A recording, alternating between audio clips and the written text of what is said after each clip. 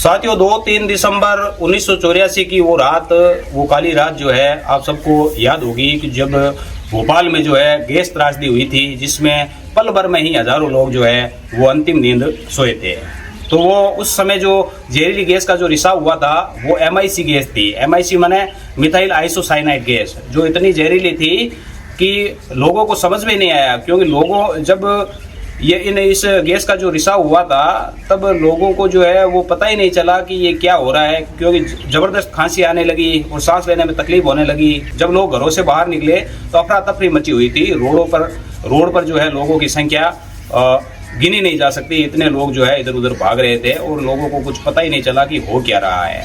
उस समय सबसे जो महत्वपूर्ण भूमिका जो जिसने निभाई थी तो उसमें जो है एक है ये अग्निहोत्र।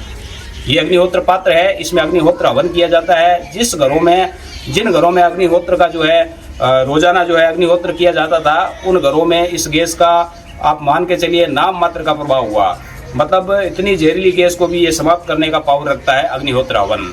ये जो है हमारे राम राज्य में यदि हम देखें तो हर घर में, प्रति घर में ये जो है अग्निहोत्र प्रतिदिन सुबह और शाम किया जाता था। उस समय जो है औरतों को भी अग्निहोत्र करने की परमिशन थी। तो अग्निहोत्र इतना पवित्र हवन है जिसे केवल सूर्योदय और सूर्यास्त के समय ही किया जा सकता है। इसका एक निश्चित समय होता है, जैसे ठीक सूर्योदय और ठीक सूर्यास्त के समय ही किया जा सकता है, एकदम प्रॉपर टाइम। इसमें 2 आहुतियाँ दी जाती है, सूर्योदय और सूर्यास्त के समय ही किया जा सकता है, अन्य समय में अग्निहोत्र जो है नहीं किया जा सकता है। तो अग्निहोत्र, आज हम अग्निहोत्र की चर्चा इसलिए कर रहे हैं साथियों कि अग्निहोत्र से जो प्राप्त हमें भस्म जो प्राप्त होती है, ये इस हिसाब से जो ये भस्म है, तो इससे हमें ऊर्जा जल कैसे बनाना है और अपने खेतों में कैसे इसका उपयोग करना है, इसके विषय में आज हम चर्चा करेंगे। तो साथियों अग्निहोत्र करने के लिए हमें सबसे पहले तो देसी गाय के जो कंडे हैं उनकी हमें आवश्यकता रहती है। देसी गाय, यदि वन चरने वाली गायें हो जिनको बांधा नहीं गया हो और छड़ी से जिसकी पिटाई नहीं की गई हो, उस गाय का यदि हम कंडा उपयोग में लेते हैं तो वो सबसे पावरफुल कंडा जो है वो अपना जो रिजल्ट है वो अपने को सबसे पावरफुल रिजल्ट देखने को मिलेगा। और यदि आपको वन चरने वाली गाय नहीं मिले, आपके घर में बांधी हुई जो देसी गाय है जिसकी पिछली 7 पीढ़ी में जो है जीन चेंज नहीं करवाया गया हो, जैसे वो इंजेक्शन लगा के जर्सी गाय, अमेरिकन गाय जो हम प्राप्त करते हैं वैसा इंजेक्शन लगा के उसका जीन चेंज नहीं करवाया गया हो, उस देसी गाय के कंडे ही इसमें उपयोगी होते हैं। ये दूसरे जानवर का यदि आप कंडा जो है उपयोग में लेते हो अग्निहोत्र करने में तो उसका आपको कोई रिजल्ट नहीं मिलने वाला है साथियों।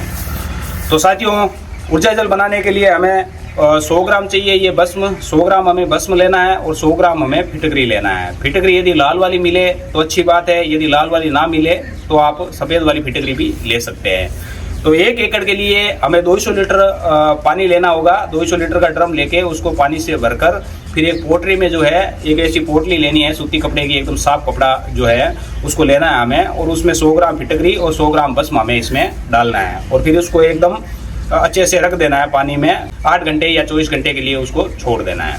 8 घंटे 24 घंटे के बाद जो है वो पानी जो है पूरा ऊर्जा से भर जाएगा और फिर उस ऊर्जा जल का जो उपयोग है हमें 1 एकड़ खेत में अप्लाई करना है। आप देखोगे कि जितने भी फंगस जनित जो बीमारियां आपके खेत में, आपकी फसल में जो लग रही थी वो एकदम शून्य हो जाएगी। फंगस में तो ये इतना प्रभावी है ऊर्जा जल कि फंगस जनित सभी बीमारियों को ये जो है खत्म करने की क्षमता रखता है और जमीन को जो है पॉजिटिव करने का काम भी ये ऊर्जा जल जो है वो करता है।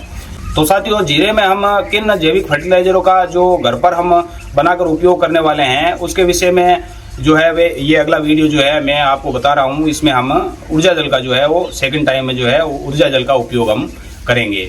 सबसे पहले हमने बेसल डोज यदि हम देखें तो बेसल डोज में हमने सरसों की खली, बिना भुजा हुआ चूना जो हमने आपको बताया था वीडियो के माध्यम से, यदि आपने वो वीडियो नहीं देखा है तो आप वो वीडियो देख लीजिए। तो उसमें हमने जो है जैविक DAP घर पर हम कैसे तैयार करें ऐसा करके मैंने एक वीडियो अपलोड किया था, वो आप देख लीजिए। उसमें जो है सरसों की खली और बिना भुजा हुआ चूना और जैव रसायन जिसे जीवन ऊर्जा भी कहा जाता है, इन तीनों के मिश्रण को जो है हमने सबसे पहले खेत में अप्लाई करवाया और उसके बाद में हल्की जुताई करके फिर ड्रिप के माध्यम से जीरे की हमने बिजाई करवाई।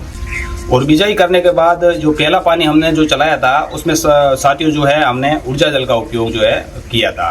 और इसके बाद जो है हम अगला जो फर्टिगेशन हमारी जीरे की फसल में हम क्या करने वाले हैं तो उसका मैं जो है आपको अपडेट देता रहूँगा लगातार। तो यदि आपने हमारे चैनल को जो है सब्सक्राइब नहीं किया है तो आप कृपा करके चैनल को सब्सक्राइब कर दीजिए ताकि आपको जीरे का मैक्सिमम प्रोडक्शन कैसे लिया जाता है, वो भी घरेलू तरीके से कम लागत से जो है हम जीरे का प्रोडक्शन अधिक से अधिक कैसे ले पाएँ, तो उसके विषय में मैं ये पूरा का पूरा जो है आपको बताता रहूँगा कि किस समय हमने इस फर्टिगेशन का जो है हमने उपयोग किया था।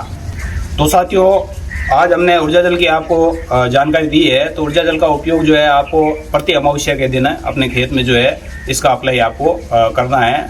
एक फसल में 2 बार यदि हम ऊर्जा जल देते हैं तो 2 बार तक तो हमें भस्म और फिटकरी जो है दोनों को मिलाकर हमें हर अमावस्या को अप्लाई करना है ऊर्जा जल के रूप में।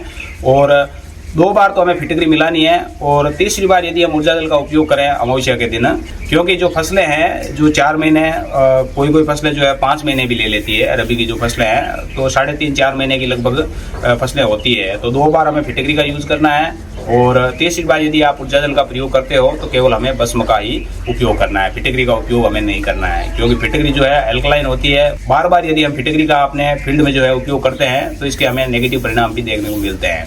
तो साथियों, हमें 2 बार जो है फिटकरी का उपयोग करना है, ये आप ध्यान में रखिएगा।